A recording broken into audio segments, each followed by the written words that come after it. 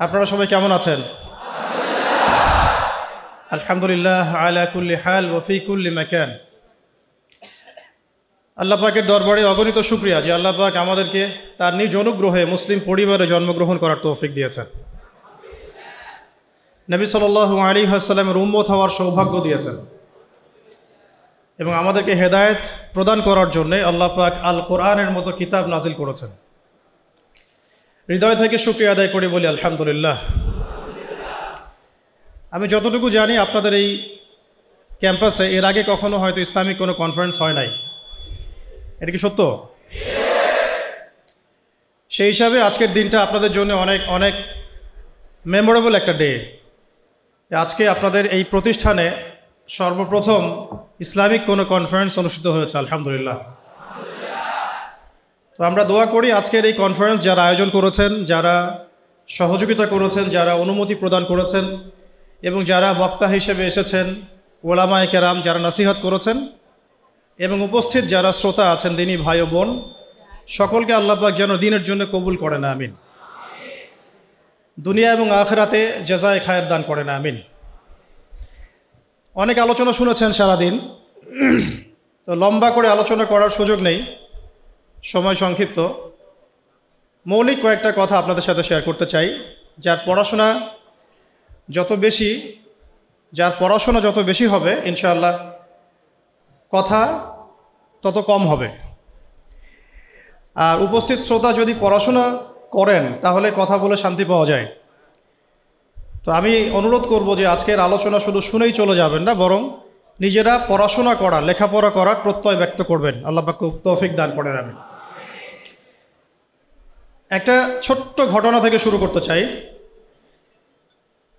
ঘটনাটা ছোট্ট, কিন্তু এর যে গ্লোবাল ইম্প্যাক্ট এটা অনেক বড় ছিল। আজকে থেকে প্রায় 1450 বছর আগে আমরা একটা সমাজ দেখেছিলাম, যেই সমাজটাকে আমরা বলতাম আইয়ামে জাহিলিয়াত। আইয়ামে জাহিলিয়াত অর্থ হচ্ছে অন্ধকারাচ্ছন্ন দিন। এই কথাটা এখনকার সেকুলার সমাজে বা ইসলাম বিরোধী শিবিরে একটা গালিতে পরিণত হয়েছে, আইয়ামে জাহিলিয়াত। কখন আমরা প্রশ্ন করি না যে কেন আমরা সেই যুগটাকে আইয়ামে জাহিলিয়াত বলি, কি কারণে বলি? আসলে কি সেই যুগটা আইয়ামে জাহিলিয়াতের সবচেয়ে বড় যুগ ছিল, নাকি ওই আইয়ামে জাহিলিয়াতগুলো এখনও আমাদের সমাজে আছে? এই বিষয়গুলো আমরা কখনো ভাবি না বা আলোচনা করি না। গল্পের শুরুটা এখান থেকে করছি যে ওই সমাজটাকে আমরা আইয়ামে জাহিলিয়াত বলছি মূলত 5টা কারণে। তো মনে রাখার চেষ্টা করবো ইনশাআল্লাহ। শেষের দিকে যদি সময় পাই তাহলে আপনাদেরকে আমি কিছু প্রশ্ন উত্তর ধরব, যদি আপনারা বলতে পারেন। বলতে পারলে কোনো পুরস্কার নাই,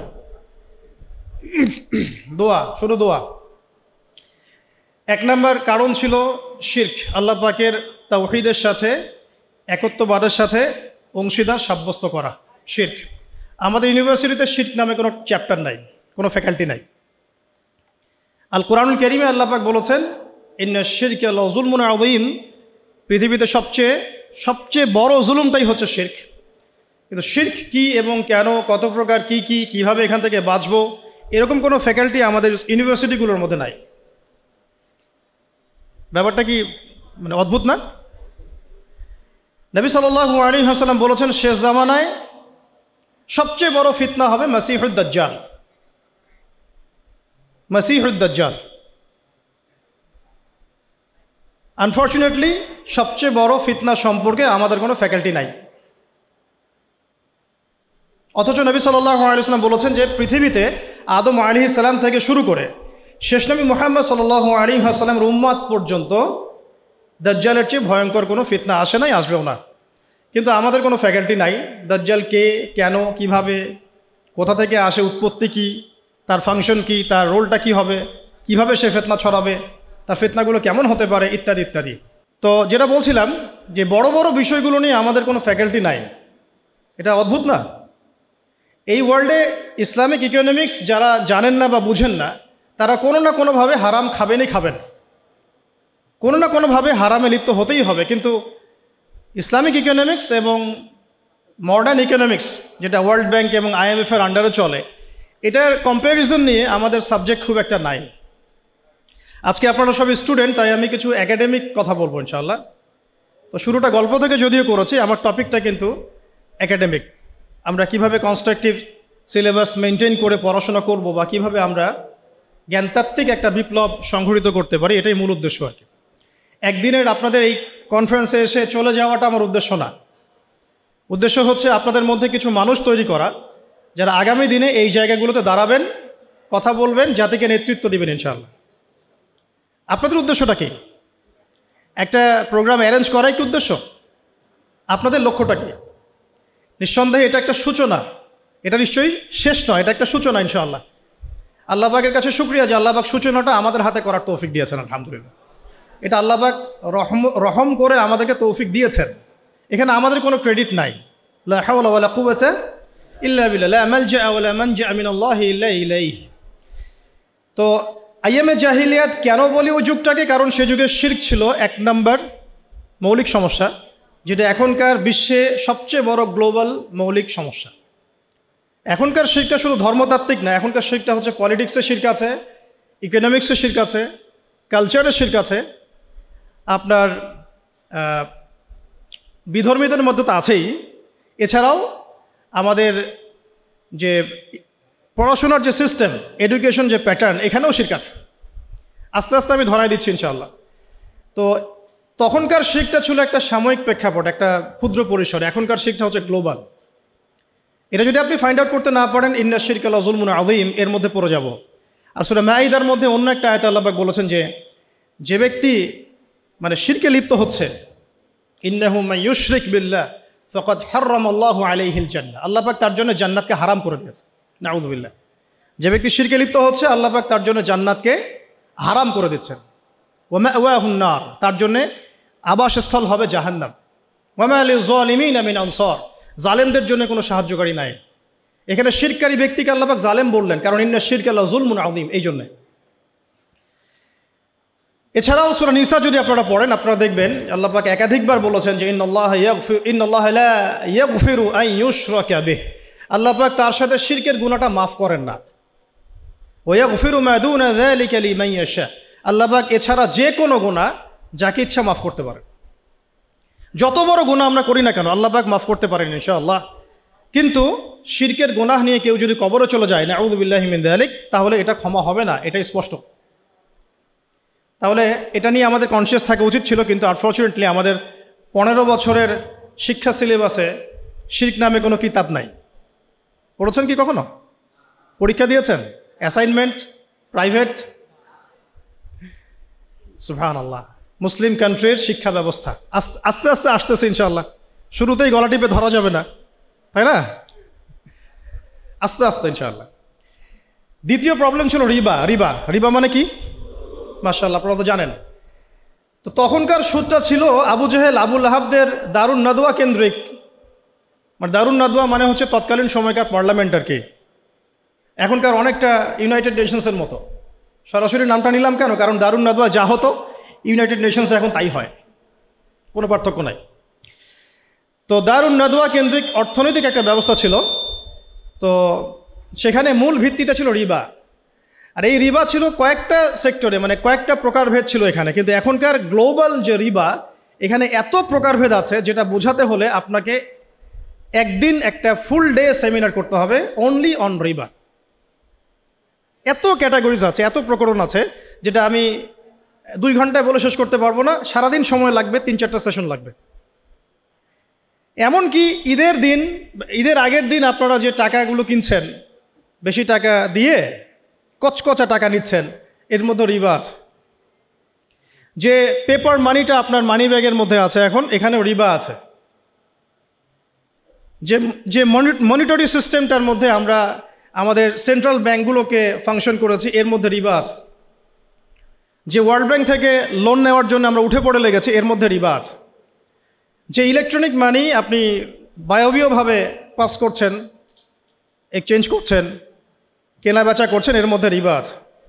রিবার এত ক্ষেত্র আছে যেটা আসলে সংক্ষিপ্ত সময়ে বোঝানো সম্ভব না। শুধু এতটুকু বলবো, ওই জামানার রিবা ছিল একটা নির্দিষ্ট ক্ষেত্র বিশেষে।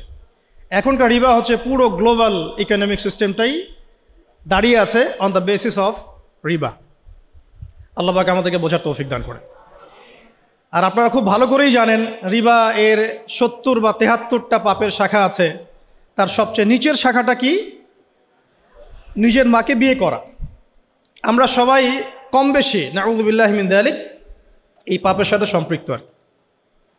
আর সবচেয়ে মজার ব্যাপারটা দেখেন, আমাদের এই 15-20 বছরের যে এই এডুকেশন সিস্টেম মানে প্যাটার্নটা আমাদের এখানে Islamic the comparison between Islamic economics and world economics এমন কোনো সাবজেক্ট আপনার নাই আছে? 15 বছরে পড়েছেন ভাই? অনেস্টলি বলেন। আপনারা যেখানে বসে আছেন আমিও একসময় ওখানে বসেছি আমরাও।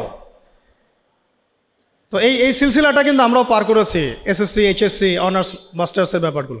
এই পুরো 15 থেকে 16 বছরে বা আরও বেশি 18 বছরে the comparison between Islamic economics and the world economics এরকম কোনো সাবজেক্ট আমরা পড়ি নাই। শিরকের উপর কোনো সাবজেক্ট আমরা পড়ি নাই। দাজ্জাল তো আলোচনাই নাই, এটা তো মিম্বর থেকে উঠে যাচ্ছে আস্তে আস্তে। ইনস্টিটিউশন এটা কীভাবে আলোচনা হবে? 2-4 জন যারা কথা বলে এদেরকে মানুষ পাগল মনে করে, আর কি একটু পাগল মনে করে, আর কোনো সাবজেক্ট পায় না, এগুলো সাবজেক্ট নিয়ে কথা বলতেছে।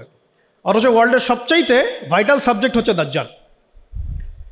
জেরুজালেম থেকে যে খেলাফা সারা ওয়ার্ল্ডে কায়েম হবে সামনে, এটার প্রথম আদু মানে শত্রু হচ্ছে দাজ্জাল নিজেই। তার সাথেই ব্যাটলটা হবে।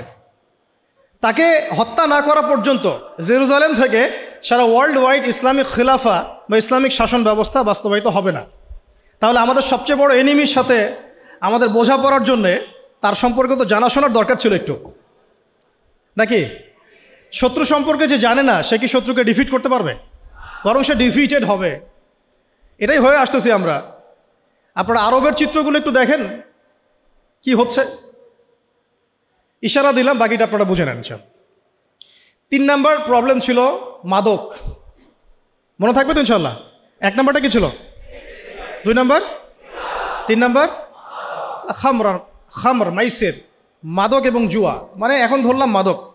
তো এই মাদক আর জুয়ার এই প্রবলেমটাকে আপনি যদি একটু গ্লোবালি এখন মিলান, বলেন এটা কি বেড়েছে না কমেছে? শুধু একটা নির্দিষ্ট ক্ষেত্রে আছে মক্কার মধ্যে না সারা ওয়ার্ল্ডে?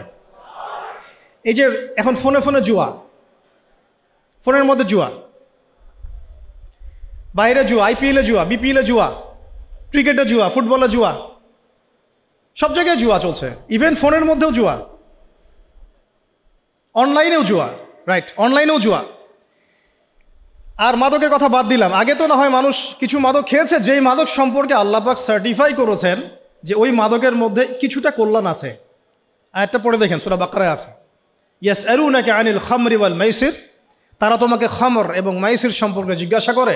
কুল ফীহিমা ইসমুন কাবীর ওয়া মানাফিউ লিন-নাস, বলো সেখানে যা আছে তার বেশিরভাগই হচ্ছে নোংরামি, পাপ, খারাপ, কিন্তু কিছুটা উপকারিতা আছে। এটা কিন্তু কোরআনে আছে। আর এখনকার মাদকগুলো এত ডেঞ্জারাস যে আপনাকে হিপনোটাইজ করে ফেলতে পারে। এমনও মাদক বের হয়েছে যেটা খাওয়ার প্রয়োজন নাই, শুধু তার দিকে যদি একটু ফু দেয়, উপাদানটা দিয়ে একটু ফু দেয়, সে অলরেডি হিপনোটাইজড হয়ে যাবে। সে নিজেই তার চেইন, সোনা দানা, মানি ব্যাগ বের করে দিয়ে দিবে মানুষকে। এটাও একটা ওয়ান কাইন্ড অফ মাদকের মধ্যে পড়ে। তো এখন এটা গ্লোবাল সমস্যা। আমি আপনাদেরকে বোঝাতে চাচ্ছি যে কম্প্যারিজনটা খুব বেশি দরকার, যে আমরা কি আসলে আইএমএ জাহিলিয়াত থেকে বের হতে পেরেছি কিনা। গল্পটা একটু ছোট হলেও মেসেজগুলো অনেক ডিপ। 3 নাম্বার হচ্ছে, এটা 3 বললাম না, 4 নাম্বার হচ্ছে নারী জাতির অবমাননা।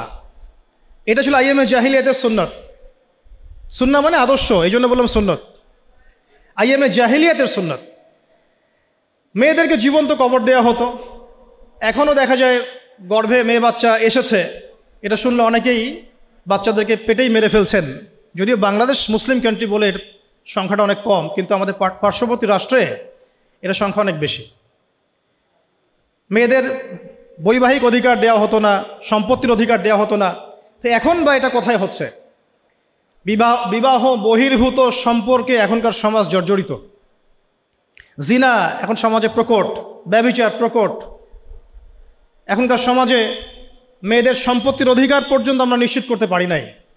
এমনকি শিক্ষার অধিকারটুকু কিন্তু অনেক ক্ষেত্রে নিশ্চিত হয় নাই। আর তারা যদি শিক্ষা অর্জন করতে ঘরের বাইরে আসে, তাদের নিরাপত্তা কিন্তু নিশ্চিত হয় নাই। হয়েছে কি? ধর্ষণ কি বেড়েছে না কমেছে? আপনারা সবাই সাক্ষী এগুলোর।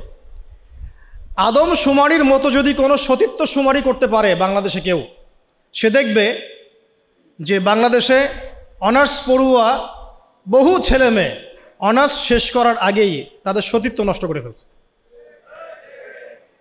এছাড়া টিজিং তো আছেই, অ্যাবিউজিং তো এগুলো তো আছেই। তো নারীর অবমাননার বিষয়গুলো যদি বলতে শুরু করি, এটা আলাদা সেশন লাগবে। এটা আপনারা সবাই বুঝতে পারছেন যে আমরা ওই দুষ্টচক্র থেকে বের হতে পারি নাই। 4 নম্বর এটা হলো। 5 নম্বর হচ্ছে গোত্রীয় হানাহানি আর কি। গোত্রীয় হানাহানি, কনফ্লিক্ট, বিভিন্ন ব্যাটল হতো গোত্রে গোত্রে। এটা আইএমএ জাহিলিয়াতের মধ্যে ছিল। এখন এই গোত্রীয় হানাহানিটা কিন্তু পলিটিক্যাল দ্বন্দ্ব, গ্লোবাল অ্যাসপেক্টসে এই যে যুদ্ধ বিগ্রহগুলো, এইগুলোতে রূপ নিয়েছে। কোনো অংশে কমে নাই, কিন্তু বেড়েছে। নবী সাল্লাল্লাহু আলাইহি ওয়াসাল্লামের পুরো যুগে এই 23 বছর যদি আমরা হিসেব করি, দেখব যত ব্যাটল হয়েছে সব মিলে মোটামুটিভাবে 2 থেকে 3 হাজার মানুষ হয়তো মারা গেছে। আল্লাহু আ'লাম বিস-সাওয়াব, আল্লাহ ভালো জানেন। এখনকার হিস্ট্রিগুলো যদি পড়েন, ভিয়েতনাম যুদ্ধে কতজন মানুষ মারা গেছে, যখন চাইনিজদের মধ্যে কনফ্লিক্টটা হয়েছিল মাও সেতুংয়ের সময়, তখন কতজন মানুষ মারা গেছে। রাশিয়ানদের সোভিয়েতের সময়, ওই বিপ্লবের সময় কতজন মানুষ মারা গেছে। আচ্ছা, ফার্স্ট ওয়ার্ল্ড ওয়ারে আসেন, কতজন মানুষ মারা গেছে। সেকেন্ড ওয়ার্ল্ড ওয়ারে আসেন, কতজন মানুষ মারা গেছে। কতজন না, কত কোটি। কতজন না, সংখ্যাটা কিন্তু কত কোটি। এটা ছিল ইংল্যান্ডের ওয়ার্ল্ড অর্ডার। তো ইউএসএর যে ওয়ার্ল্ড অর্ডার, যখন সে পৃথিবীতে আসছে অ্যাজ এ রুলিং স্টেট, তখন সারা বিশ্বে যত যুদ্ধ বিগ্রহ হয়েছে, এর মধ্যে কত লক্ষ কত কোটি মানুষ মারা গেছে। সবচেয়ে বড় কিলার স্টেট পৃথিবীতে এটা, যেটার সাথে বন্ধুত্ব করার জন্য আমরা উঠে পড়ে লেগেছি এখন আর কি। আমি একটা জিনিস সতর্ক করতে চাই আপনাদেরকে, যে ইয়াজুজদেরকে তাড়িয়ে দিয়ে মাজুজদেরকে মাথার উপরে নিয়ে আসবেন না।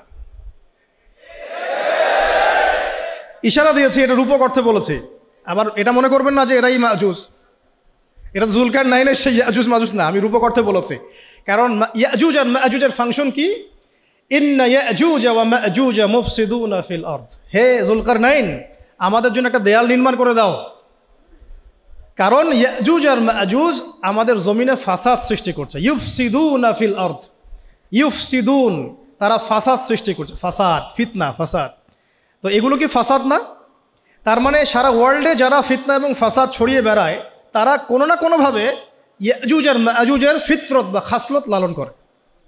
ফিতরত, খাসলত সরাসরি না হলেও ওই আদর্শ লালন করে। তো সতর্ক করতে চাই যে ইয়াজুজের পরিবর্তে কোনো মাজুজকে আমরা যেন মাথার উপরে না নিয়ে আসি। তো যে প্রসঙ্গে এদিকে চলে আসলাম, যে দেখুন এই গোত্রীয় হানাহানির বিষয়গুলো কিন্তু এখনও কমে যায় নাই, বরং সারা ওয়ার্ল্ডে এগুলো বেড়েছে। এবং তথাকথিত যে সভ্যতা বলে আমরা দাবি করি পশ্চিমাদেরকে, তাদের হাতে বিগত 100 বছরে 1914 সালে অটোম্যানরা ডিফিট হওয়ার পরে, বা 1919-এ একবারে ফুললি ডিফিট হওয়ার পরে, বা 1924 সালে ওই যে মোস্তফা কামাল আতাতুর্কের যে গভর্নমেন্ট, ওর পর থেকে আপনি লাস্ট 100 বছরটা হিসেব করে দেখেন, তাদের হাতে পৃথিবীতে কতজন মানুষ মারা গেছে। 100 বছর হিস্ট্রি, জাস্ট 100 বছর। তো তারা আমাদেরকে সভ্যতার ডেফিনেশন শেখাচ্ছে, সভ্যতার ধারক ও বাহক হয়ে তারা বসে আছে। এগুলো ভাবার বিষয় আমাদের। কারণ আল্লাহ রব্বুল আলামিন আমাদেরকে অন্ধ থাকতে বলেন নাই, বরং আল্লাহ পাক সূরা আরাফের মধ্যে বলেছেন যে ইন্টারনাল ব্লাইন্ডনেস মানে আধ্যাত্মিক অন্ধত্ব, এটা জাহান্নামে যাওয়ার অন্যতম একটা কারণ। আবার বলছি, কথাটা রিপিট করছি, ইন্টারনাল ব্লাইন্ডনেস মানে আধ্যাত্মিক যে অন্ধত্ব, এইটা জাহান্নামে যাওয়ার অন্যতম একটা কারণ। আমাদেরকে আধ্যাত্মিকভাবে অন্ধ থাকলে চলবে না। আল্লাহ পাক সূরা আরাফের মধ্যে বলেছেন যে ওয়ালাকাদ যারানা লিজাহান্নামা কাসীরাম মিনাল জিন্নি ওয়াল ইনস। আর এটা খুব ভালো করে শুনেন স্টুডেন্ট যারা আছেন। আল্লাহ পাক বলেছেন যে আমি প্রচুর জিন আর প্রচুর মানুষকে দিয়ে এই জাহান্নাম পূর্ণ করব। নাউযুবিল্লাহ। কি অপরাধে? 1, লাহুম কুলুবুন লা ইয়াফকাহুনা বিহা, কলব দিয়েছিলাম উপলব্ধি করে নাই, এটা একটা কারণ। ওয়ালাহুম আযানুন লা ইয়াসমাউনা বিহা, কান দিয়েছিলাম শোনে নাই। এই কান না, এই কান, এই কানে সবাই শোনে, কান দিয়েছিলাম শোনে নাই। ওয়ালাহুম আ'য়ুনুন লা ইউবসিরুনা বিহা, চোখ দিয়েছিলাম দেখে নাই। এই চোখ দিয়ে সবাই দেখে, এই চোখ, সবাই এই চোখ দিয়ে দেখতে পারে না। এটা হলো আধ্যাত্মিক অন্ধত্ব, যেটা জাহান্নামে যাওয়ার একটা কারণ। আল্লাহ পাক আমাদেরকে বোঝার তৌফিক দান করেন। আল্লাহ পাক পরে বলেছেন উলাইকা কাল আনআম, এরা হচ্ছে মানুষ না, এরা হচ্ছে জানোয়ারের মতো। আনআম মানে গবাদি পশু, ক্যাটলস। বাল হুম আদাল, বরং তারা এর চাইতেও নিকৃষ্ট। উলাইকা হুমুল গাফিলুন, তারা হচ্ছে গাফেল সম্প্রদায়। আল্লাহ পাক আমাদের আধ্যাত্মিক অন্ধত্ব দূর করার তৌফিক দান করেন। এখন একটু এই জায়গায় একটু কনক্লুশনে আসি। এই যে 5টা প্রবলেমের কথা আমি বললাম, এই 5টা প্রবলেম এখনকার ওয়ার্ল্ডে আছে না নাই? শর্ট স্কেলে আছে না লার্জ স্কেলে আছে?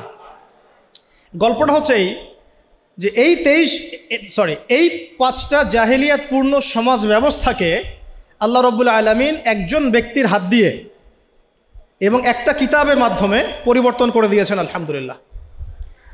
ভলিউমটি একটু বাড়ান।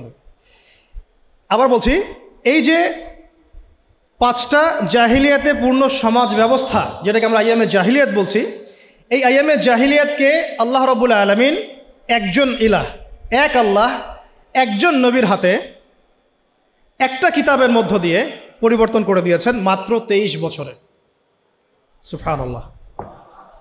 আবার বলছি, একজন আল্লাহ, একজন নবী, একটা কিতাবের মাধ্যমে আল্লাহ রাব্বুল আলামিন উইদিন 23 ইয়ার্স ওই আইয়ামে জাহিলিয়াতকে শুধু পরিবর্তনই করেন নাই, বরং ওইটা চেঞ্জ করে একটা নতুন আলোকিত সমাজ বিনির্মাণ করেছেন। বিনির্মাণ বলবো না, আমি বলবো প্রতিষ্ঠিত করে দিয়েছে, যেটার ফল এখন পর্যন্ত আমরা ভোগ করছি 1450 বছর পরে এসে। আমরা এই কথাগুলো জানলাম কিভাবে? ওই 1450 বছর আগেকার মেহনতের ফসল।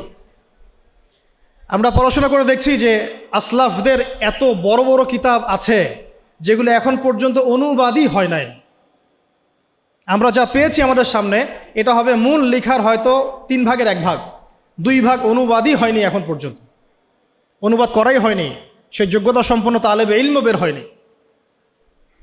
খুব গভীর বিষয়গুলো। আল্লাহ পাক আমাদেরকে বোঝার তৌফিক দান করে। এখন তাহলে কনক্লুশন হচ্ছে, এরকম সমাজ ব্যবস্থা পরিবর্তন করা সম্ভব।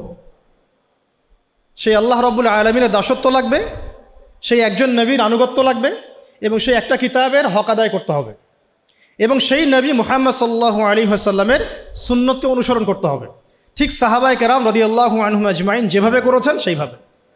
এই তো সম্ভব কি সম্ভব না, এটা প্রথম প্রশ্ন।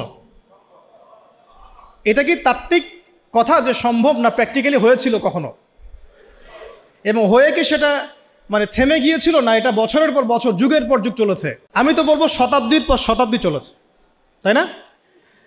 অটোম্যানদের যে মানে খিলাফা স্টেট যেটাকে আমরা বলছি, এটা তো অ্যাবলিশ হয়েছে বেশি দিন হয় নাই, 100 বছর, হাইয়েস্ট হলে 120 বছর হবে। এর আগ পর্যন্ত বিশ্ব কিন্তু এভাবেই দেখেছে। নবী সাল্লাল্লাহু আলাইহি ওয়াসাল্লামের যুগ, 4 খলিফার যুগ, উমাইয়াদের প্রায় 100 বছরের শাসন ব্যবস্থা, তারপর আব্বাসীয়দের প্রায় 550 বছর শাসন ব্যবস্থা, তারপরে ফাতেমিরা ছিল একদিকে, ওইদিকে কর্ডোভার দিকে আব্দুর রহমান, তার শাসন ছিল, তারপরে মামলুকরা এসেছে, মোগলরা শাসন করেছে, তুর্কিরা করেছে, এভাবে চলেছে, বছরের পর বছর চলেছে। লাস্ট 100 বছরে আমাদের চিত্রটা একদম টোটালি ডিফারেন্ট। আমরা এখন মানে ডমিনেটেড। আগে আমরা ডমিনেট করতাম সারা ওয়ার্ল্ডকে, এখন আমরা ডমিনেটেড। তবে এটাও বেশি দিন থাকবে না ইনশাআল্লাহ, কারণ অচিরেই আবার সেই খেলাফা স্টেট সামনে আসছে ইনশাআল্লাহ। এটা যে আসছে এর তো এক্সাম্পল আপনারাই। যেটা যেখানে হওয়ার কথা না সেটা সেখানে হচ্ছে, মানে কি? মানে টেবিল ঘুরছে, আলহামদুলিল্লাহ।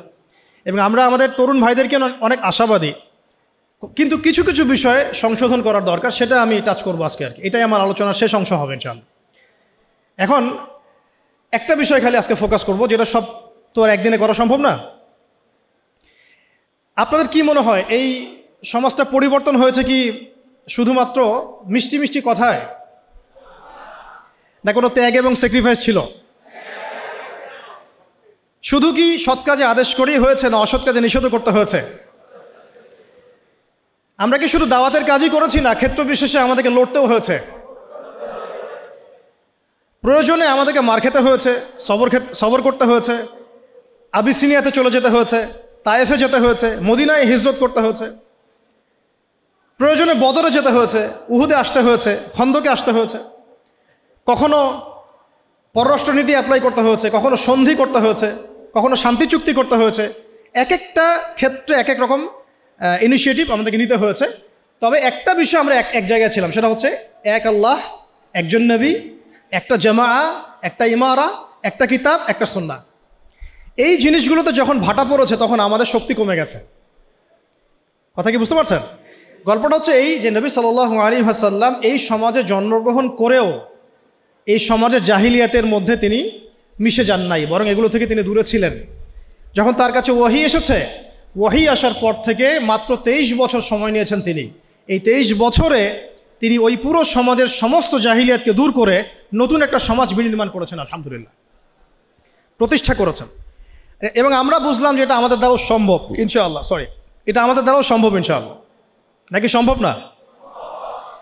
তো সম্ভব হতে হলে যে কয়েকটা কাজ করতে হবে, সে কয়েকটা কাজ আগে বলে নেই, মুখস্থ করেন। এক, সর্বপ্রথম আমাদেরকে ইলমের চর্চা করতে হবে, জ্ঞানের চর্চা করতে হবে। 1 নম্বর, মনে থাকবে তো ইনশাআল্লাহ? কোন জ্ঞানের চর্চা করব? যেই জ্ঞান আমাকে আল্লাহ পর্যন্ত পৌঁছে দেয় সেই জ্ঞান। কোন জ্ঞানের চর্চা করব না যেই জ্ঞান আমাকে আল্লাহ থেকে দূরে সরায় দেয়? সিম্পল। কোন জ্ঞানের চর্চা আমি করব? যেই জ্ঞান আমাকে আল্লাহ পর্যন্ত পৌঁছে দেয়। কোন জ্ঞানের চর্চা আমি করব না যেই জ্ঞান আমাকে আল্লাহ থেকে দূরে সরায়? 1। 2 নম্বর হচ্ছে, আমি কি শুধু একমুখী জ্ঞানে শিক্ষিত হব? উত্তর হচ্ছে না। এই যুগকে যদি আমরা ডিল করতে যাই এবং কোরআন সুন্নাহকে হাতে নিয়ে ওয়ার্ল্ডকে চ্যালেঞ্জ করতে চাই, তাহলে আমাকে ভার্সেটাইল নলেজ রাখতে হবে। তবে আমার ভিত্তিটা হবে অবশ্যই তাওহীদের জ্ঞান দিয়ে, কোরআনের জ্ঞান দিয়ে, সুন্নতের জ্ঞান দিয়ে। এরপরে আমি যেদিকে যাব সেটা আমি বাছাই করব, কিন্তু আমার ভিত্তিটা যেন হয় কোরআন এবং সুন্নাহ ভিত্তিক শিক্ষা ব্যবস্থা দিয়ে। এটা নিয়ে দুটো কথা আছে, পরে বলছি ইনশাআল্লাহ। 3 নম্বর যে কাজটা করতে হবে সেটা হচ্ছে যা শিখবো তার উপরে আমল করতে হবে। যা শিখবো তার উপরে আমল করতে হবে। আমলবিহীন জ্ঞান দিয়ে কোনো কাজ নাই। ইলম শিখলাম কিন্তু আমল নাই, এটা দিয়ে সমাজ পরিবর্তন হবে না, ব্যক্তিও পরিবর্তন হবে না। 4 নম্বর, একা একা ইলম চর্চা করব না, বরেণ্য ওলামায়ে কেরামদের সোহবতে জ্ঞান শিখবো ইনশাআল্লাহ। একটা প্রতিষ্ঠানে আমরা পড়াশোনা করছি, এখানে আপনারা পড়ছেন, আপনি কি একা একা পড়ছেন? একটা সিস্টেম আছে, টিচার আছেন, সিলেবাস আছে। আপনি কি বাসায় বসে অনলাইনেই মাস্টার্স করে ফেলছেন? না, প্রতিষ্ঠানে আসছেন, টিচারের সামনে বসছেন, ক্লাস করছেন, অ্যাসাইনমেন্ট জমা দিচ্ছেন, কোচিং করছেন, প্রয়োজনে মেসে থাকছেন, প্রয়োজনে বাড়িঘর বিক্রি করে দিয়ে ফর্ম ফিল আপ করছেন। আপনার তো স্যাক্রিফাইস আছে, তাই না? আপনারও তো অনেক অবদান আছে। এমনি এমনি তো আপনি সার্টিফাইড হচ্ছেন না, ডিগ্রি অর্জন করছেন না। ঠিক সেম, যদি আপনি দ্বীনের জ্ঞান অর্জন করতে চান তাহলে ওলামায়ে কেরামদের কাছে আপনাকে আসতে হবে। আরবিতে একটা প্রবাদ আছে খুব সুন্দর, যে জ্ঞানের কাছে আসতে হয়, জ্ঞান কারো কাছে যায় না। জ্ঞানের কাছে আসতে হয়, জ্ঞান কারো কাছে যায় না। জ্ঞানের একটা গায়রত আছে, জ্ঞান সহজে কাউকে ধরা দেয় না। যদি আপনি আপনার সমস্ত কিছু জ্ঞান অর্জনের জন্য ব্যয় করেন, তাহলে জ্ঞান আপনাকে তার সামান্য কিছু দিবে, সব দিবে না, সামান্য কিছু দিবে। ইলমের গায়রতটা এরকম। তো এটা করা, তাহলে ওলামায়ে কেরামদের সাথে সোহবতে থাকা, পরামর্শ ভিত্তিক চলা, একা একা না চলা। একা একা চললে দেখা যাবে নেক্সট শুরুতে ধোকা খাবেন আপনি। কেউ যদি একা একা ডক্টর হয়, চেম্বার খুলে বসে, আপনি কি রুগী দেখাবেন? অনেস্টলি বলেন। ওই যে এক ভাই, ধরেন আমাদের এক ভাই, নাম এক্স আবদুল্লাহ, তো সে বলছে আমি কোনো ইউনিভার্সিটিতে পড়ি নাই, কিন্তু আমি ডক্টর হয়েছি। তা আমি শুধু ডক্টরই হই না, আমি হার্টের স্পেশালিস্ট, নিউরো মেডিসিন স্পেশালিস্ট। আমি অত বড় সাবজেক্ট বাদ দেন, নর্মালি এমবিবিএস। আমরা কি তাকে আসলে বিশ্বাস করব? তার কাছে কি আমরা যাব চিকিৎসা করাতে? আপনি কি অন্য কাউকে সাজেস্ট করবেন, তুমি যাও? আমি যাচ্ছি না, তুমি যাও, আপনি কি এটা বলবেন? তাহলে ইলমের ক্ষেত্রে আমরা এমন কেন হলাম? দিনই ইলম অর্জন করতে হলে আমাকে সেই একটা ক্রাইটেরিয়া মেনটেন করে আমাকে আসতে হবে। সিলেবাস লাগবে, ওলামায়ে কেরাম লাগবে, প্রতিষ্ঠান লাগবে, এবং তাদের সোহবত থেকে দিন শিখতে হবে, সময় লাগবে। এটা কি আমরা 5 বছরে শিখে ফেলেছি? আপনি এখানে সময় দিচ্ছেন 15 বছর, 20 বছর। তাহলে যদি আমরা চাই বড় কোনো ফকিহ হব, বড় কোনো মুজতাহিদ হব, বড় কোনো তাফসীর কারক হব, উলামা হব, তাহলে আমাদেরকেও সময় দিতে হবে, 1 দিন 2 দিন না, কমপক্ষে 10 থেকে 15 বছর। এটা দেওয়ার পরেও যে আমরা বড় আলেম হয়ে যাব, মুহাদ্দিস হয়ে যাব, নিশ্চিত না। কারণ এই অঙ্গরে জ্ঞান শেখার কোনো শেষ নাই। তার উপর আবার ওই জ্ঞানের উপর আমল লাগবে। এবং সেই যেটা আমি শিখেছি ওইটা সত্যি সত্যি সমাজে বাস্তবায়ন করছি কি না, এটাও একটা ফ্যাক্টর কি। তো অত গভীরে নিচ্ছি না আপনাদেরকে, মূল কথাটা হচ্ছে ওলামায়ে কেরামের সোহবতে থাকা, এটা হলো 4 নাম্বার। 5 হচ্ছে হালাল খাওয়া, হারামের দিকে না যাওয়া, হালাল রিজিকের দিকে ছোটা, হারামের দিকে না যাওয়া। 6 নাম্বার আখলাক, চরিত্রটাকে পবিত্র রাখার চেষ্টা করা না, বরং আসলে রাখতেই হবে। বোধ দিনী বোন দিনী ভাই সবাইকে বলছি আর কি, আখলাক বা চরিত্রটাকে পবিত্র রাখতেই হবে। এর জন্য যা করার তাই করতে হবে। 7 নাম্বার হচ্ছে যে আমাদের আত্মশুদ্ধি অর্জন করতে হবে, তাজকিয়া অর্জন করতে হবে। তাজকিয়া মানে হচ্ছে হৃদয়টাকে পবিত্র রাখা। এখানে দুনিয়াবি লোভ, লালসা, হিংসা, বিদ্বেষ, গীবত, তহমত এগুলো বাদ দিয়ে একটা ফ্রেশ মন লালন করবেন। এই মনটা নিয়ে আপনি আল্লাহর পথে ছুটবেন ইনশাআল্লাহ। 8 নাম্বার সবাই মিলে সৎ কাজে আদেশ করতে হবে এবং অসৎ কাজে নিষেধও করতে হবে। মানে সবাইকেই অ্যাটলিস্ট পার্ট টাইম দায়ী হতে হবে। কয়েকজন মানুষের উপরে দায়িত্ব ছেড়ে দেওয়া যাবে না। কথা কি বোঝাতে পারছি? কয়েকজন মানুষের উপরে দায়িত্ব ছেড়ে দিয়ে আপনি নিশ্চিন্তে বসে থাকবেন না। উম্মাহ আপনার কাছে কিছু চায়, এটা দায়িত্ব শুধু আমার একার না, আপনাদের সবারই। তাই সৎ কাজে আদেশ, অসৎ কাজে নিষেধ সবাইকেই করতে হবে, দিনী ভাই বোন সবাইকেই। এখানে সুরত হচ্ছে যার যতটুকু যোগ্যতা ওই আলোকে করব। যে বিষয়টা আমি বুঝি না, যে যোগ্যতা আমার নাই, সেটার দাওয়াত আমি দিতে যাব না। তখন হবে কি, আমি ওইটার দাওয়াত দিলে মানুষ বিভ্রান্ত হবে। ঠিক আমার দাওয়াতে যদি মানুষ আল্লাহর পথে আসে, আমি যেমন নেকি পাবো, ওই রকম আমার দাওয়াতে যদি মানুষ ভুল পথে চলে যায়, আমি কিন্তু গুনাহগারও হব। খেয়াল রাখতে হবে, ঠিক আছে? আর 9 নাম্বার হচ্ছে প্রতিভাগুলোকে মূল্যায়ন করা এবং প্রতিভাগুলোকে সততার সাথে বের করা। আপনার মধ্যে কি প্রতিভা আছে, নিশ্চয়ই না কোনো না কোনো প্রতিভা তো আছে। ওই প্রতিভাটুকু অনেস্টলি বের করে আল্লাহর রেজামন্দি, আল্লাহ পাকের সন্তুষ্টির জন্যে ওই প্রতিভাটাকে আপনি দিনের পথে কাজে লাগান। আর 10 নম্বর হচ্ছে মুসলিমদের মধ্যে ঐক্য বজায় রাখেন, বিভক্ত হবেন না। ঐক্য বজায় রেখে চলার চেষ্টা করি ইনশাআল্লাহ তাআলা। এই কাজগুলো যদি একটু ইহসানের সাথে দিল লাগিয়ে এবং দীর্ঘ সময় ধরে করা যায়, আমরা খুব আশাবাদী যে এই তরুণ প্রজন্মকে দিয়ে ইনশাআল্লাহ আগামীতে দিনের বড় কোনো খেদমত হবে ইনশাআল্লাহ। কারণ তাদের ডেডিকেশন আছে, সাহস আছে এবং অনেক ক্ষেত্রে আবেগও আছে, কিন্তু আমরা চাই না এগুলো মিসইউজ হোক। আমরা চাই এগুলো শুধু আবেগের বসে না, বরং বিবেক দিয়ে ভেবে চিন্তা করে একটা কনস্ট্রাকটিভ জীবনের উসুল মেনটেন করে আপনি সামনের দিকে আগান। আল্লাহ পাক তৌফিক দান করেন। এর বাইরে আরও অনেক কথা আছে, টাইম মেনটেন করা, ভালো প্যারেন্টিং, ভালো পরিবার গঠন করা, সন্তান প্রতিপালন, আরও অনেক ব্যাপার আছে। আমি মেজর কয়েকটা বললাম আর কি।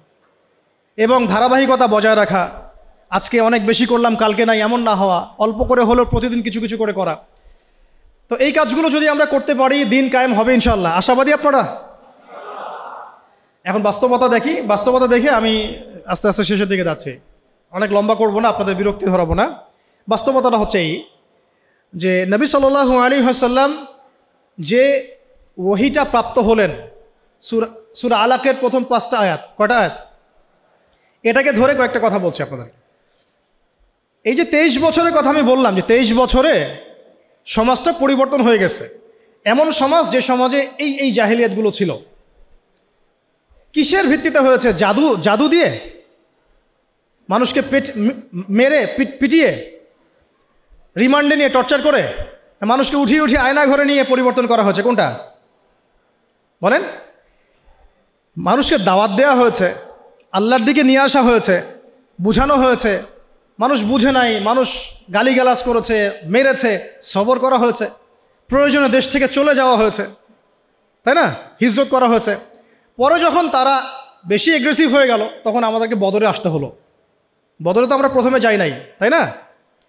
রাষ্ট্র যখন কায়েম করেছে তারপরে গিয়েছে, রাষ্ট্র কায়েম করার আগেও তো আমরা বদরে যাই নাই। এখন আমরা এই পুরো যে কাজগুলো হয়েছে, এর গোড়াটা যদি আপনি সার্চ করেন, দেখবেন সেটা হচ্ছে ওই প্রথম ওহীর ভিত্তিতে। ইকরা বিসমি রব্বিকাল্লাযী খালাক, প্রথম ওহীটা কি ছিল? ইকরা বিসমি রব্বিকাল্লাযী খালাক। আজকে একটু সময় নিয়ে আমি আয়াতগুলো আপনাদেরকে বোঝাচ্ছি। অনেক জায়গায় সময় পাই না, পরিবেশ পাই না। আমার কাছে মনে হচ্ছে এখন বলার মতো পরিবেশ আছে, তাই বলছে। ধৈর্য আছে আপনাদের? আচ্ছা, একটু শুনেন, আয়াতগুলো শুনেন।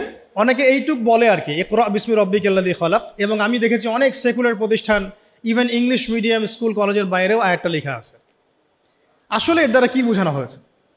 নবী সাল্লাল্লাহু আলাইহি ওয়াসাল্লাম পেরেশান, এই সমাজটাকে কিভাবে পরিবর্তন করব। তিনি সমাজের এই জাহিলিয়াতগুলো থেকে নিজেকে দূরে সরিয়ে রাখেন, ওই হেরা গুহায় গিয়ে বসে থাকেন। আপনারা যারা নামাজ পড়েন 5 ওয়াক্ত, আপনার কানের পাশে যদি মিউজিক প্লে করা হয় ধুমধারাক্কা, আপনার কি ভালো লাগে? ভালো লাগে কি আপনার? নিশ্চয়ই ভালো লাগে না। আর নবী সাল্লাল্লাহু আলাইহি ওয়াসাল্লাম, যার আগেও কোনো গুনাহ নাই পরেও কোনো গুনাহ নাই, তার কাছে কেমন করে ভালো লাগবে? তিনি তো একজন নবী। সমাজে এইসব জাহিলিয়াত দেখে তিনি দূরে সরে থাকেন। দেখেন আমাদের সমাজেও কিন্তু যে মানুষগুলো একটু আল্লাহওয়ালা, সমাজের জাহিলিয়াত তাদেরকে ভালো লাগে না, তারা আলাদা হয়ে চলে। তখন সমাজ ওদেরকে বলে তারা আনসোশ্যাল, তাই না? আমরা বিপদে পড়ি, তখন খুব বিব্রতকর অবস্থায় পড়ি। তা নবী সাল্লাল্লাহু আলাইহি ওয়াসাল্লাম সেখানে পেরেশান। আল্লাহ পাক তখন পেরেশানি দূর করছেন এইভাবে ওহী নাজিল করে, যে আপনি যে সমাজটাকে পরিবর্তন করতে চাচ্ছেন এটা এমনি এমনি হবে না, এটার জন্যে জ্ঞানের চর্চা দরকার, জ্ঞানের বিপ্লব দরকার। সুবহানাল্লাহ। এই জন্য প্রথম আয়াত আসছে পড়ুন। প্রথম আয়াত তো বলা হয় নাই যে শিরক করবেন না, মাদক দ্রব্য কেউ সেবন করবেন না, পর্দা করো, ইভেন নামাজ পড়ো, আল্লাহকে সিজদা করো, হ্যাঁ, সুদ খেও না, এরকম কি প্রথম আয়াত ছিল?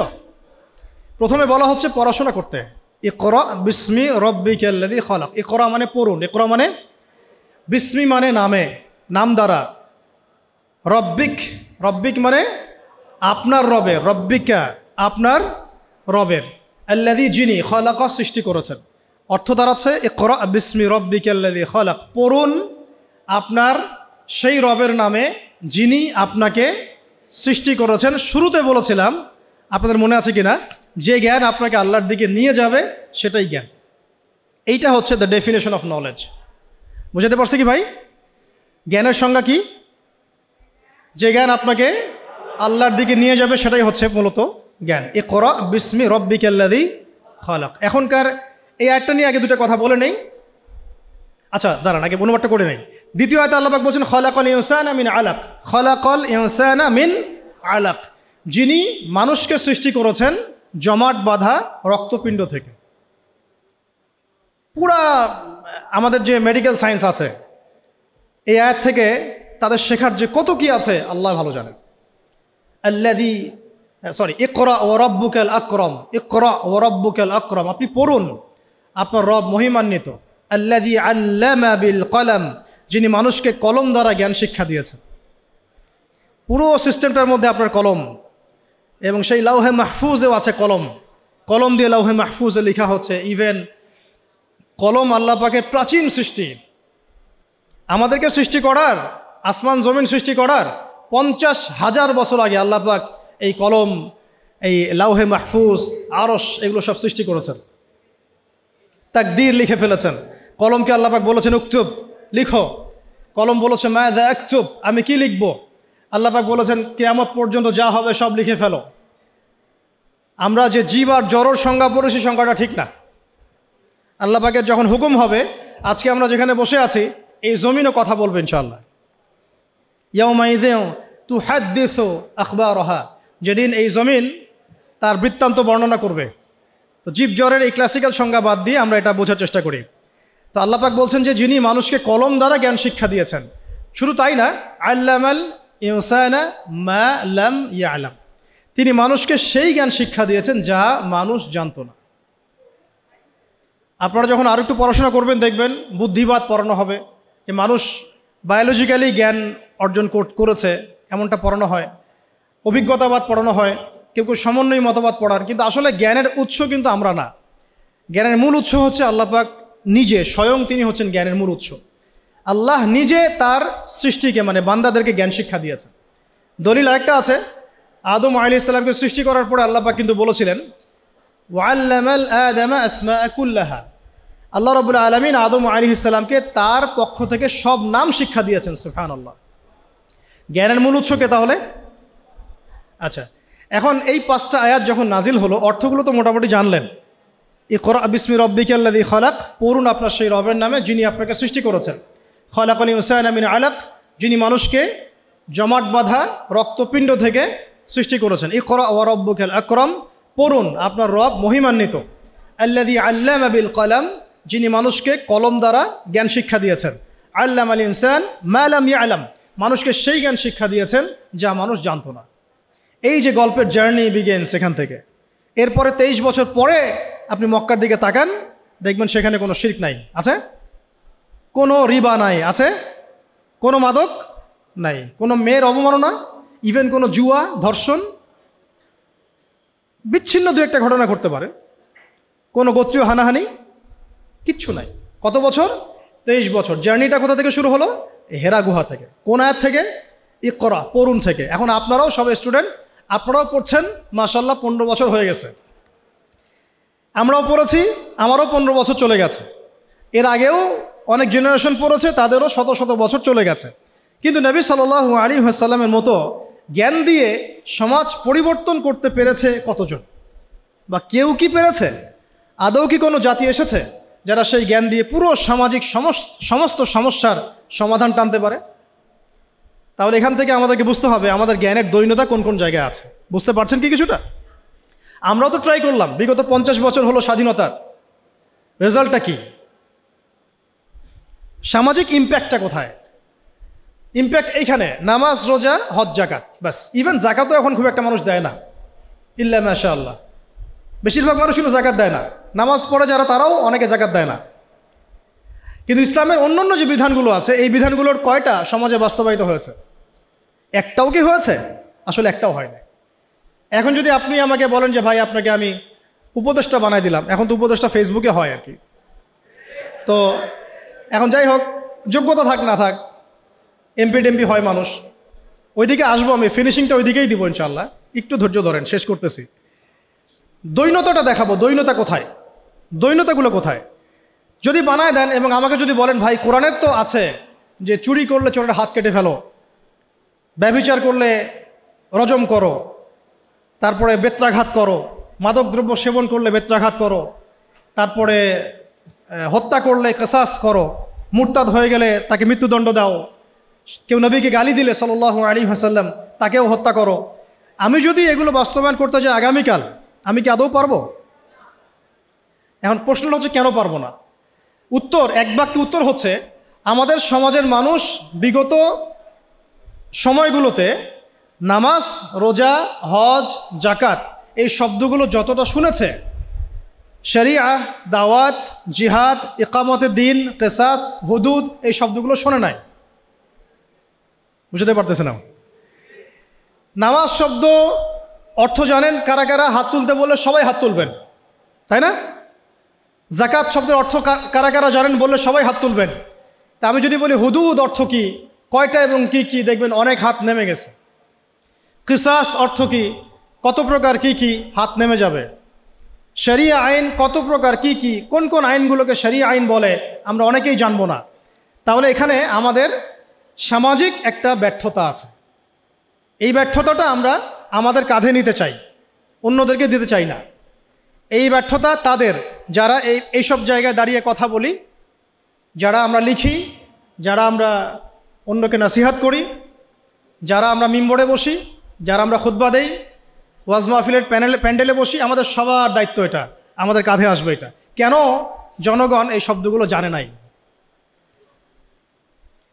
সিম্পল, বলা হয় নাই, বা বলা হলেও অত গভীরভাবে আলোচনা হয় নাই, আলোচনা করা হয়তো পরিবেশ পাওয়া যায় নাই, অথবা অডিয়েন্স সাড়া দেয় নাই, বা বলতে গেলেই ধরা হয়েছে আর ওই আয়নাঘরে টপ টপ করে ফেলা হয়েছে আর কি।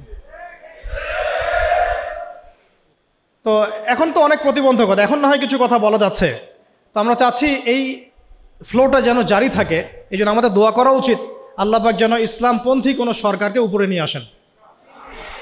আমরা জানি যে এখন আমরা শরিয়া কায়েম করতে পারবো না, কিন্তু পারবো না, আল্লাহ পাক চাইলে তো অবশ্যই পারবো, কিন্তু আমাদের একটা প্রজ্ঞার আলোকে আমরা বলছি যে এখন ইনস্ট্যান্ট আপনি শরিয়া কায়েম করতে পারবেন না। প্রেক্ষাপটটা এমন নাই, মানুষ এটা বুঝে না, তাদের কাছে আমরা জনমতটা তৈরি করতে পারি না সেভাবে। কিন্তু যদি কোনো ইসলামপন্থী সরকার আমাদের মাথার উপরে থাকেন, তখন দেখা যাবে আমরা একটা সময় পাবো, সুযোগ পাবো মানুষকে দাওয়াত দেওয়ার জন্য। তাই আজ না হলেও কাল ইনশাআল্লাহ দেখা যাবে ঠিকই জনগণ এটা বুঝতে পারছে ইনশাআল্লাহ। তারা নামাজকে যেমন গুরুত্ব দিবে, শরিয়াকেও গুরুত্ব দিবে ইনশাআল্লাহ। আল্লাহ পাক আমাদেরকে বোঝার তৌফিক দান করেন। কারণ বাস্তবতায় এসে শেষ করি, একটা কিতাব এই একটা কিতাবের দাওয়াত একজন নবীর সুন্নাত সমাজে বাস্তবায়িত করার ফলে একদল মানুষ একসাথে মেহনত করেছেন, সাহাবায়ে কেরাম, সমাজ পরিবর্তন হয়ে গেছে। ঠিক আছে তো কথা? আর আমরা সবাই এক জায়গায় আসতে পারি না। বাংলাদেশে এটা সম্ভব বলে আমার কাছে মনেও হয় না। তবে এখন আমি বলি যে এটা জরুরত নাই, প্রয়োজন নাই। আল্লাহ পাক যদি অল্প কিছু মানুষকে কবুল করেন, ওই মানুষগুলোকে দিয়েই সমাজ পরিবর্তন হবে ইনশাআল্লাহ। সবাইকে এক জায়গায় আসতে হবে না। যদি না আসে কোনো সমস্যা নাই, জরুরি না। আসলে ভালো, আলহামদুলিল্লাহ। একজন আমিরের অধীনে ছিলেন, নেতা কয়জন ছিল তখন? তো এখন আমরা সবাই মিলে এক জায়গায় বসতে পারছি না, এবং আমরা আমাদের মধ্য থেকেও একজন বিচক্ষণ নেতাকে সামনে এগিয়ে দিতে পারছি না। এখানে আমাদের মনের মধ্যে অনেক সমস্যা দেখা যায়। অনেকে একজনকে মানতে চায়, আরেকজনকে মানতে চায় না। অনেকের মনের মধ্যে থাকে এমন, আমি কি কম জানি? আমি কেন তার আনুগত্য করব? কেন দাসত্ব না, আমি কেন তার আনুগত্য করব? অনেক প্রবলেম, আমরা পারি না। কিন্তু অন্তত যেটা পারবো সেটা আমি বলছি, শুধু যেটা পারি না ওইটা আজকে বলছি না। পারবো কোনটা? সেই এক আল্লাহর তাওহীদ শিখতে পারবো কি না ইনশাআল্লাহ? পারবো কোনটা? সেই একজন নবী সাল্লাল্লাহু আলাইহি ওয়াসাল্লামের সুন্নতের উপর নিজে প্রতিষ্ঠিত থাকার চেষ্টা করবো ইনশাআল্লাহ। আমার দেহ, আমার চিন্তা, আমার চেতনা, আমার কাজ, আমার কর্ম সব নবীর সুন্নাহ মোতাবেক হবে ইনশাআল্লাহ। পারবো কোনটা? সেই একটা কিতাব আল কোরআনের হক আদায় করা। পারবো তো ইনশাআল্লাহ? শেষ পয়েন্টটা আপনাদের সাথে আজকে শেয়ার করছি আজকের মতো, যে ওই যে একটা কিতাব, এই কিতাবের হক আছে মোট 6টা। কয়টা বলেন? 1 নাম্বার, বিশুদ্ধ করে তেলাওয়াত শেখা। 1 নাম্বার, আমার সাথে বলেন, 1 নাম্বার বিশুদ্ধ তেলাওয়াত শেখা। 2 নাম্বার এর ভাষা শিক্ষা করা, কোরআনের ভাষা শিক্ষা করা, নিজের উপরে ফরজ করে নেওয়া উচিত। কোরআনের ভাষা যে জানে না সে কোরআন বুঝতে পারবে না, ফুল স্টপ। অনুবাদ পড়ে কোরআন বোঝা যাবে না। যা বুঝবেন সেটা ভাষা। অ্যারাবিক টু অ্যারাবিক না বুঝতে পারলে কোরআনের মূল অন্তর্নিহিত সার আপনি উদ্ধার করতে পারবেন না, চরমভাবে ব্যর্থ হবেন। একটা ল্যাঙ্গুয়েজ না জানলে আমি ইংরেজি ডিপার্টমেন্টে ভর্তি হতে পারবো না। সিম্পল, এটা অ্যাজ সিম্পল অ্যাজ দ্যাট। আমি ইংরেজি জানি না, তাহলে ইংরেজি মাধ্যমে আমি পড়াশোনা করতে পারবো না, সিম্পল। আরবি জানি না, আমি কোরআন বুঝতে পারবো না। যা বুঝতে পারবো সেটা অনুবাদ দেখে বোঝাটা আর কোরআনের গভীরে যে ঢোকা, এটা 7 জমিন আর 7ম আসমানের মধ্যে পার্থক্য, এত বেশি পার্থক্য, সম্ভব না। তো 2 নাম্বার হচ্ছে আমাকে ভাষা শিখতেই হবে। আমরা একটা জোর দাবি জানাবো, প্রত্যেকটা প্রতিষ্ঠানে যেন কোরআনুল কারীম শিক্ষাটাকে বাধ্যতামূলক করা হয়। প্রত্যেকটা প্রাইমারি স্কুলেই আল কোরআনের শিক্ষাটাকে বাধ্যতামূলক করতে হবে। আপনারা এগ্রি করেন তো নাকি ইনশাআল্লাহ? প্রত্যেকটা হাই স্কুলে আরবি ভাষা শিক্ষাটাকে বাধ্যতামূলক করা উচিত।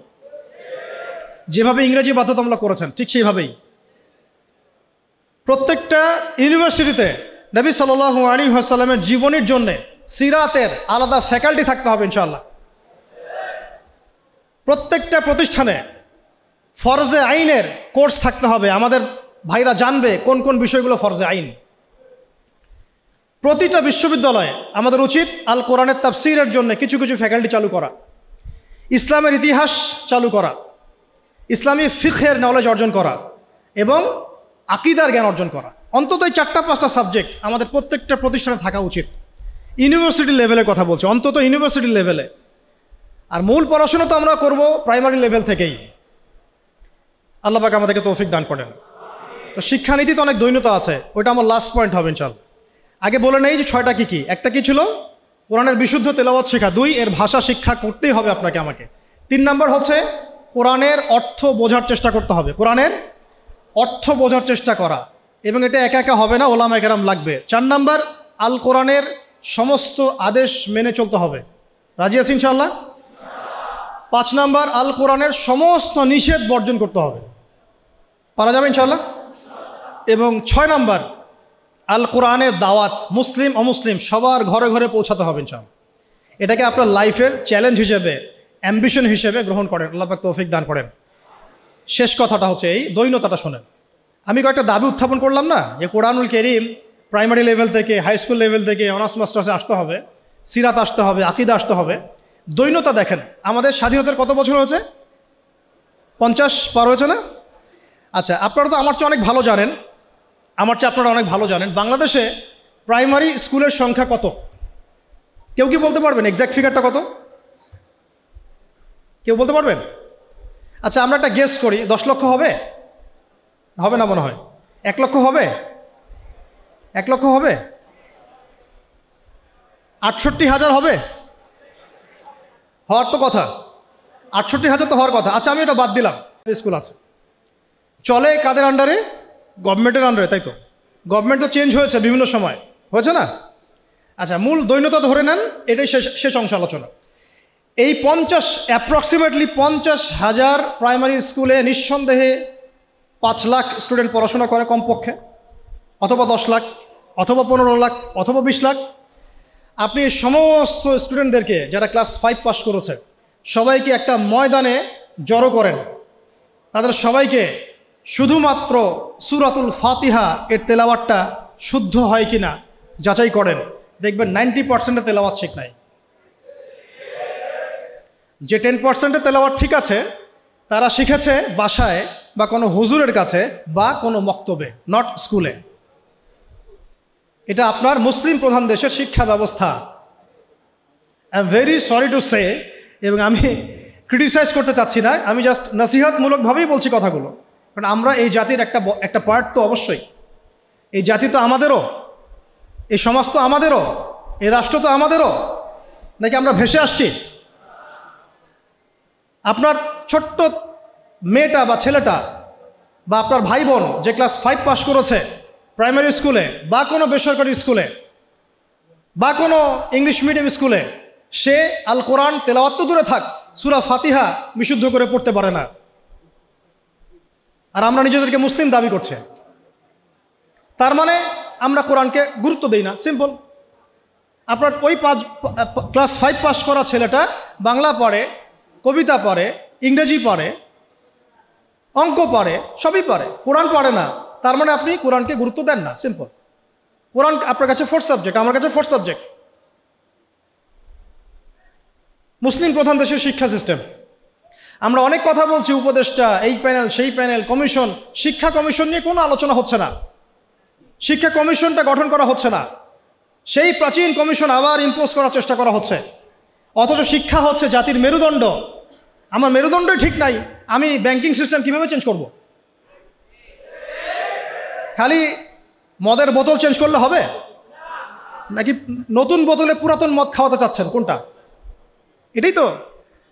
মদের বোতল চেঞ্জ করলে হবে? আমরা কি নতুন কোনো বোতলে সেই পুরাতন মদ খেতে চাই? এবার আসেন, এই 50,000 প্রতিষ্ঠানের স্টুডেন্টদের কথা বাদ দেন, তাদেরকে যারা পড়ায় সেই সমস্ত শিক্ষকদেরকে একটা জায়গায় বসান। এই সমস্ত শিক্ষকদের কোরআন তেলাওয়াত চেক করেন, এদের 90% কোরআন বিশুদ্ধ করে তেলাওয়াত করতে পারে না। তারা আপনার বাচ্চার শিক্ষার দায়িত্ব নিয়েছে। আমার বাচ্চাকে এমন একজন টিচার পড়ায় যে আল্লাহর কিতাব পড়তে পারে না, যে মুসলিম। আমি অমুসলিমদের কথা বলছি না, এখানে কোনো অমুসলিমদের কিনা আলোচনা হচ্ছে না, ঠিক আছে? সরায় দেন। এবার আসেন হাই স্কুল, সংখ্যা কত? দেখবেন লাখ লাখ। হাই স্কুলের সব স্টুডেন্টদেরকে বসান, একজন একজন করে চেক করেন, দেখবেন এদের মধ্যেও মিনিমাম 80% কোরআন তেলাওয়াত করতে পারে না। তার হাই স্কুলে পড়াশোনা করেছে 8 থেকে 10 বছর, 8 থেকে 10 বছর, প্রায় লক্ষ লক্ষ টাকা খরচ করা হয়েছে, সময় দিয়েছে, তারা পরিশ্রম করেছে, পরীক্ষার পর পরীক্ষা, এক সেমিস্টার আরেক সেমিস্টার, এক টার্ম আরেক টার্ম, কোচিং, প্রাইভেট, অ্যাসাইনমেন্ট, এইটা সেইটা, কোরআন তেলাওয়াত করতে পারে না।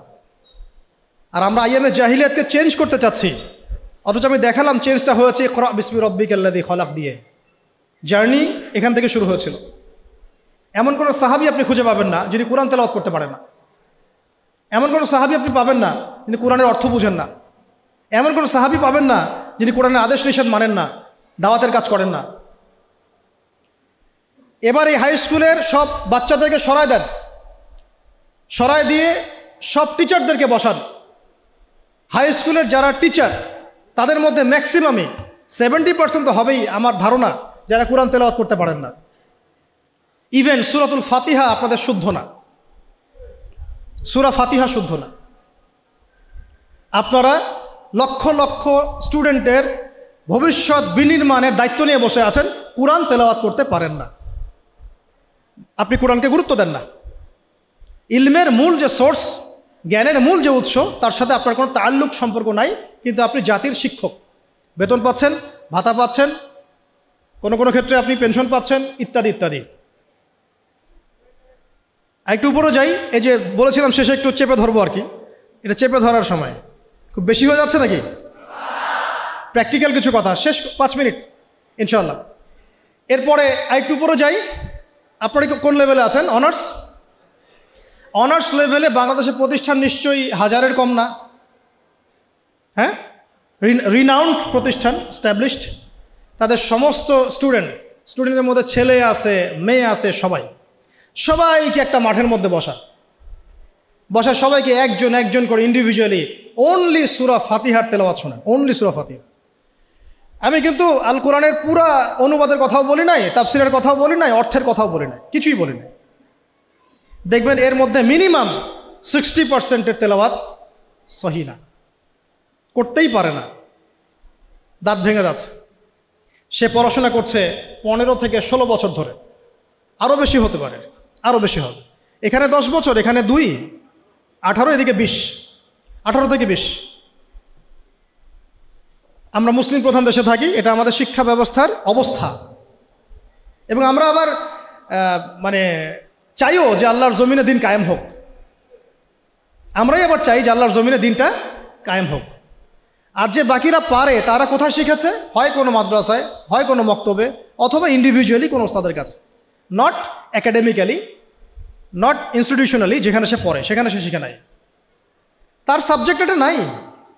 তার সাবজেক্টে 12টা সাবজেক্ট আছে তার।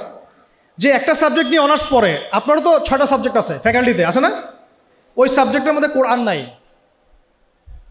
তাফসির বলিনি আমি, অর্থও বলি নাই, হিফসও বলি নাই, ভাষাও বলি নাই, কোরআনের সাহিত্যের কথা বলি নাই, শুধু বলেছি কোরআন তেলাওয়াতটুকু নাই। আপনারা কি দাবি করেন যে আপনারা মুসলিম প্রধান দেশে থাকেন? এটা একটা চরম সেকুলার স্টেট, এটা ইসলামিক স্টেট নয়, এটা একটা চরম রকমের সেকুলার স্টেট, যেখানে নামাজ, রোজা, হজ, জাকাত, তসবিহ, তাহলিলের মধ্যে ইসলামকে সম্বন্ধ করা হয়েছে। শিক্ষা, অর্থনীতি, রাজনীতি, সংস্কৃতি, এগুলো থেকে ইসলামকে মাইনাস করে দেওয়া হয়েছে। এটাই জাতির সবচেয়ে বড় দুঃখ, সবচেয়ে বড় দুর্দশা। আল্লাহ পাক আমাদেরকে বোঝার তৌফিক দান করেন। এবার এই সমস্ত অনার্স পড়ুয়া ভাইদের, বোনদের, টিচারদেরকে আমরা বসাতে চাই একটা জায়গায়। এটা কল্পনা করছি আর কি, আমরা অঙ্ক করি মনে মনে। বসান, একজন একজন করে আপনি চেক করেন। তারা বাংলায় পারদর্শী থাকবে, সাধারণ জ্ঞান তারা জানবে, সাম্প্রতিক বিশ্ব তাদের মুখস্থ থাকবে, তারা কেউ কেউ বিসিএস ক্যাডার হবেন, আরও বড় হতে পারেন, ইংরেজি একদম ফ্লুয়েন্টলি বলে দিবেন, আমি যে লেকচার দিলাম সেটা ইংরেজিতে অনুবাদও করতে পারবেন, এবং রাষ্ট্রীয় বড় বড় দায়িত্বে তারা থাকবেন, বেতন পাবেন, ভাতা পাবেন, বাড়ি গাড়ি পাবেন। বাট আপনারা অন্তত 50% তাদের কোরআন তেলাওয়াত করতে পারেন না। আপনারা লক্ষ লক্ষ তরুণ প্রজন্মের মেরুদণ্ড গড়ার কারিগরের দায়িত্ব নিয়েছেন কোরআন ছাড়াই, কোরআনের সাথে কোনো রকম সম্পর্ক ছাড়াই। হ্যাঁ, ওই বয়সে গিয়ে অনেকে হয়তো চিল্লা দিচ্ছেন, তাবলীগে সময় দিচ্ছেন, বা কোনো মসজিদে যাচ্ছেন, কোনো হুজুরকে ধরছেন, ধরে শিখছেন। তাদের সংখ্যা 0.111%, 0.0011%, খুবই কম। বেশিরভাগ তো বলছেন যে ফ্রি মিক্সিং থাকলে সমস্যা নাই, ক্লাসে এগুলো পড়ানোই যায়, ট্রান্সজেন্ডার এটা কোনো বিষয় না, হ্যাঁ, রিবা এটা কোনো বিষয় না, এই যুগে কি ওইসব বিষয় চলে, এগুলো মৌলবাদী বিষয়, ইত্যাদি ইত্যাদি। আপনারা পশ্চিমাদের ভাষায় কথা বলছেন। এবার এই সব সরাইদের মাস্টার্সের ভাইদেরকে বসান, সেম অবস্থা, লম্বা করছে না। মাস্টার্সের টিচারদেরকে বসান, সেম অবস্থা। এখন বাইরে আছে আমাদের বেসরকারি ইংলিশ মিডিয়াম প্রতিষ্ঠানগুলো, তাদেরকে বসান, সেম অবস্থা। কিন্তু কোনো কোনো ক্ষেত্রে দেখা যায় তাদের মধ্য থেকে কোরআনের হাফেজ বের হয়েছে। এমনও ইংলিশ মিডিয়াম স্কুল আছে, আমি নিজেও একসময় কাজ করেছি। আমাদের পড়াশোনার ব্যাকগ্রাউন্ড তো এগুলোই ছিল আর কি। ওখানেও দেখতাম অনেক হাফেজ আছে, হচ্ছে, প্রাতিষ্ঠানিকভাবে হচ্ছে অথবা বেসরকারিভাবে হচ্ছে বা ব্যক্তিগত উদ্যোগে হচ্ছে। তো ইংলিশ মিডিয়াম প্রতিষ্ঠানগুলোকে বসান, সেম অবস্থা দেখবেন। অন্যান্য সরকারি কারিকুলামের বাইরে যারা বেসরকারি স্কুল করেছেন তাদেরকে বসান, দেখবেন সেম অবস্থা। বেসরকারি স্কুল, বেসরকারি কলেজ, বেসরকারি ইউনিভার্সিটি, সেম অবস্থা। তাদের বড় বড় গর্জিয়াস প্রতিষ্ঠান আছে, বিশাল বিশাল ক্যাম্পাস, বিশাল বিশাল জমি, কোরআন নাই। ইল্লাল কোরআন, কুল্লু শাই মওজুদ, সব কিছু মওজুদ আছে ইল্লাল কোরআন, কোরআন ছাড়া। যেটা আছে এটা এতই কম, এটা আই ওয়াশ শোডাউন করা ছাড়া কিচ্ছু না। এটা আই ওয়াশ করা যে আমি কিছুটা কোরআন পড়াই। আমাদের ওস্তাদ একটা কথা বলেন, আমাদের ওস্তাদের কথা বলছি, ওস্তাদ হচ্ছেন আমাদের বাইতুল মোকাররমের বর্তমান খতিব।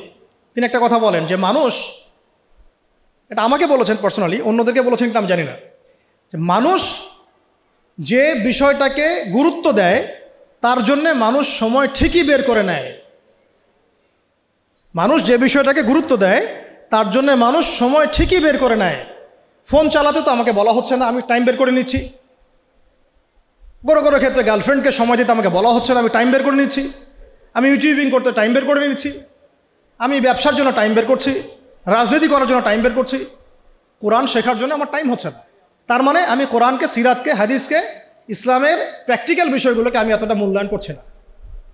As simple as that. তো উস্তাদের একটা কিতাব আমার হাতে আছে, জাস্ট একটা বলে দেই, কয়েক সেকেন্ড লাগবে।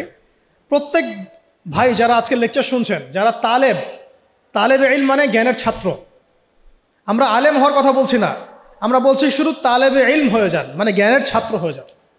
যারা জ্ঞানের ছাত্র হতে চান, যে আমিও একটু জ্ঞান শিখবো, আমিও একটু ছাত্র হব, এই বইটা মাস্ট বি পড়বেন। বইটার নাম হচ্ছে তালেবান ইলম পথ পাথেয়। এই তালেবান মানে তালেবান ভাই না, আমার আফগানিস্তানের তালেবান ভাইদের কথা বলা হচ্ছে না। তলেব মানে হচ্ছে কি? ছাত্র, অনুসন্ধানকারী। তলেব মানে কি? অনুসন্ধানকারী, মানে যে জ্ঞান শিখতে চায়। তলেবান ইলম, ইলমের তালেব যারা, জ্ঞানের অনুসন্ধানী যারা, তাদের জন্য পথ ও পাথেয়। এত চমৎকার একটা কিতাব, যেটা একবার পড়তে শুরু করলে আপনার কাছে মনে হবে শেষ না করে না উঠি। কিতাবটা বাসায় সংগ্রহ করে পড়ার চেষ্টা করেন ইনশাআল্লাহ। বাংলাদেশের সৌভাগ্য যে বাংলাদেশে বাইতুল মোকাররম তার মতো মানের একজন খতিব পেয়েছে, আলহামদুলিল্লাহ। আমরা এটাই চাই যে এভাবেই ইসলামের একটা প্রসার ঘটতে থাক। এতে করে আগামী 5 বছর 10 বছর পরে যে বাংলাদেশ আপনারা দেখবেন, সেটা দেখে অবশ্যই পশ্চিমারা আমাদের দিকে তেড়ে আসবে ইনশাআল্লাহ। আমরা চাচ্ছি আসুক ইনশাআল্লাহ। শেষ কথা, এবার এই পুরো শিক্ষা সিস্টেমটা যারা পরিচালনা করেন তাদের সবাইকে একটা জায়গায় বসাই, অঙ্ক করি মনে মনে আর কি, সবাইকে একটা কনফারেন্স হলে বসায় দেন। যারা যারা এই শিক্ষা সিস্টেমটাকে ডিল করে, যারা নীতি নির্ধারক, পলিসি মেকার এই শিক্ষা সিস্টেমের, যেটা বিগত প্রায় 40-50 বছর থেকে চলছে মুসলিম কান্ট্রিতে আর কি, যার ভুক্তভোগী আমরা সবাইকে আপনি একটা জায়গায় বসান। আমি গ্যারেন্টি দিচ্ছি তাদের 80% সূরা ফাতিহা পড়তে পারে না। আরও বেশি হইতে পারে। আমি কমায় বলছি। বাকি যারা পারে তারা ব্যক্তিগত উদ্যোগে শিখেছে। এবার আরেকটু উপরে যাই, এই শিক্ষা কমিশনটা যারা নিয়ন্ত্রণ করে, এই সমস্ত পার্লামেন্ট সদস্যদেরকে বসান। তারাই তো নিয়ন্ত্রণ করে, তাই তো? 360 জনকে বসান, স্পিকার সাহেব সহ। তাদের মধ্যে কেউ কেউ হয়তো সহিহ বুখারী পড়েছে বলে দাবি করে আর কি। তো যাই হোক, তাদেরকে বসান একটা জায়গায়। এটা আমি বিনয়ের সাথে বলছি, লজ্জার কিছু নাই এবং আঘাত করতে চাচ্ছি না। এটা তাদেরও তো পরকাল আছে না, আল্লাহর সাথে তো তাদেরও সাক্ষাৎ করতে হবে। যদি বলে আমাদেরকে কেউ দাওয়াত দেয় নাই, আমরা সেই জায়গা দিচ্ছি না, আমি দাওয়াত দিয়েছি আপনাকে, আমি আপনাকে দাওয়াত দিয়েছি, এটা আপনার দলিল, হুজ্জাত। এই 360 জনকে বসান, বসিয়ে আপনি তাদের সবার কোরআন তেলাওয়াতটা চেক করেন। আমি আপনাকে গ্যারান্টি দিচ্ছি তাদের 90% বিশুদ্ধ করে কোরআন তেলাওয়াত করতে পারেন। তারা পুরো রাষ্ট্রের শিক্ষা সিস্টেমটাকে নিয়ন্ত্রণ করছেন, পলিসি মেকারদেরও পলিসি মেকার। আরও বেশি হবে। তার এই যদি হয় একটা মুসলিম কান্ট্রির অবস্থা, তাহলে আমাদের এই যে লক্ষ লক্ষ না কোটি কোটি ছেলে, কোটি কোটি মেয়ে, হাজার হাজার স্কুল, লক্ষ লক্ষ কলেজ, এই আপনার প্রাইমারি স্কুল, হাই স্কুল, বেসরকারি স্কুল, ইউনিভার্সিটিস, এখানে তো মিনিমাম কোটি কোটি মানুষ পড়াশোনা করছে। এই কোটি কোটি মানুষের শিক্ষার দায়িত্ব যারা নিয়েছেন, তারা কোরআনুল কারীমকে মূল্যায়ন করেন নাই। এই কোরআন বিবর্জিত, সুন্নত বিবর্জিত, সিরাত বিবর্জিত, ইসলামের নীতি নৈতিকতা বিবর্জিত একটা শিক্ষা ব্যবস্থা কিভাবে একটা জাতিকে ইসলামী রাষ্ট্রের দিকে নিয়ে যেতে পারে, এটা আপনাদের কাছে আমার প্রশ্ন। এই প্রশ্ন রেখে আমি আমার বক্তব্য শেষ করছি। ওয়া আখিরু দাওয়ানা আনিল হামদুলিল্লাহি রাব্বিল আলামিন। সুবহানাকা আল্লাহুম্মা ওয়া বিহামদিকা আশহাদু আল্লা ইলাহা ইল্লা আনতা আস্তাগফিরুকা ওয়া আতুবু ইলাইক। আসসালামু আলাইকুম ওয়া রাহমাতুল্লাহি ওয়া বারাকাতুহু। আমরা শেষে শুধু দোয়া করছি, আপনারা দোয়ায় শরীক হন। আমরা দোয়া করি আল্লাহ পাক যেন আমাদের সবাইকে কোরআনুল কারীমের মৌলিক শিক্ষা অর্জন করার তৌফিক দান করেন। আমাদের মাথার উপরে এমন সব মানুষদেরকে আল্লাহ পাক নিয়ে আসেন যারা কোরআনের শিক্ষাকে মূল্যায়ন করবেন ইনশাআল্লাহ, যারা হাদিসের শিক্ষাকে মূল্যায়ন করবেন, নবীর সিরাতকে মূল্যায়ন করবেন। উপরের লেভেল থেকে এমন শিক্ষা ব্যবস্থা যেন চালু করা হয় যাতে করে প্রাইমারি স্কুল থেকেই আমার সন্তান কোরআনের সাথে সম্পৃক্ত হয় ইনশাআল্লাহ। হাই স্কুলে যেতে যেতে সে যেন কোরআনের হাফেজ হয়ে যায়, অনার্সে যেতে যেতে সে যেন আরবি ভাষা শিখে ফেলে, কোরআনের অর্থ করতে পারে, মাস্টার্সে যেতে যেতে সে যেন হাদিসের কিতাব পড়তে পারে। এবং যখন সে রাষ্ট্রের বড় বড় দায়িত্ব নেবে তখন এই ব্যক্তিগুলো ইনশাআল্লাহ কোরআন এবং হাদিসের মানদণ্ডে দেশকে শাসন করবে ইনশাআল্লাহ। আমরা এমন একটা প্রজন্ম গড়ার স্বপ্ন দেখি। আল্লাহ পাক আমরা সবাইকে এই স্বপ্ন বাস্তবায়ন করার তৌফিক দান করেন, আমিন। আজকের মতো এখানে শেষ করছি। ইনশাআল্লাহ আগামীতে আবার কখনো দেখা হলে আরও বিস্তারিত কথা বলবো ইনশাআল্লাহ। সুবহানাকা আল্লাহুম্মা ওয়া বিহামদিকা আশহাদু আল্লা ইলাহা ইল্লা আনতা আস্তাগফিরুকা ওয়া আতুবু ইলাইক। আসসালামু আলাইকুম ওয়া রাহমাতুল্লাহি ওয়া বারাকাতুহু।